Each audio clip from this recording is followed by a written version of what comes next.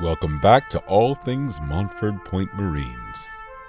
Yesterday, we told the story of Sergeant Major Alfred McMichael, the first black Sergeant Major of the Marine Corps, an achievement made possible by the service and sacrifice of the Monford Point Marines.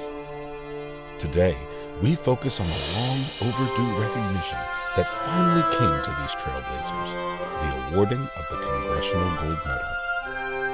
For many years, Monford Pointers carried their legacy in silence.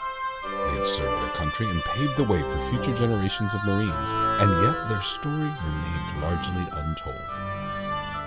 The year was 2007. The Tuskegee Airmen had just received the Congressional Gold Medal for their service in World War II. That moment sparked a conversation. Why hadn't the Monford Point Marines received a similar recognition? It was Monford Point Marine James Rudy Carter who first asked that question to then National President of the Monford Point Marine Association, Joe Geter. They knew the time had come to fight for the recognition that had been denied for too long. Joe Geter took up the challenge and ignited the campaign, refusing to let the legacy of the Monford Point Marines be forgotten. As leadership transitioned, the mission continued with unwavering determination. Under the new national president, Dr. James T. Averhart Jr., the pursuit for the Congressional Gold Medal pressed forward, with Geter remaining at the forefront leading the charge. What started as a conversation had now become a movement, one that would take 5 years of relentless advocacy, perseverance, and commitment to see through. The journey was not easy. It required unwavering commitment, advocacy, and the backing of powerful allies. General James Amos, the Commandant of the Marine Corps, threw his full support behind the effort.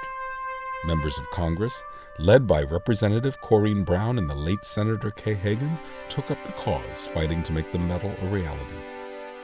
Then, in 2011, it happened. The House of Representatives passed the bill with a unanimous vote, followed by the Senate with a supermajority vote. Then, on November 23, 2011, President Barack Obama signed the bill into law. After nearly 70 years, the 20,000 African-American Marines who had trained at Monford Point finally received the gratitude of a nation that once denied them their place in history. On June 27, 2012, at Emancipation Hall in Washington, D.C., in front of an audience filled with dignitaries, military leaders, and surviving Monford Pointers, Monford Point Marine Jack McDowell received the medal on behalf of his fellow Marines. On June 28, 2012, the next day, nearly 400 Monford Point Marines were honored at the leaving ceremony hosted by the Commandant of the Marine Corps, General Amos. These heroes, many in their 80s and 90s, stood tall as they were honored with a parade, and three-star generals placed the Congressional Gold Medal around their necks. For some, it was a moment they never thought they would see. Today, the National Monford Point Marine Association has gone from 400 to nearly 4,000 medals issued to Monford Point Marines or their families. But the work is not done. Most of the original Monford Pointers have long since passed, never getting the chance to hold this medal in their hands. Now, the focus is on their families, finding the sons, daughters, grandchildren, and relatives of these heroes so that they too can receive the gratitude of a nation.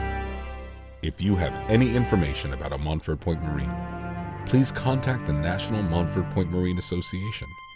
We will work to verify their service and help their family receive the Congressional Gold Medal they rightfully earned. To learn more about this vital piece of American history, tune in tomorrow for another exciting episode of All Things Monford Point Marines. Visit us anytime at montfordpointmarines.org to explore their remarkable legacy.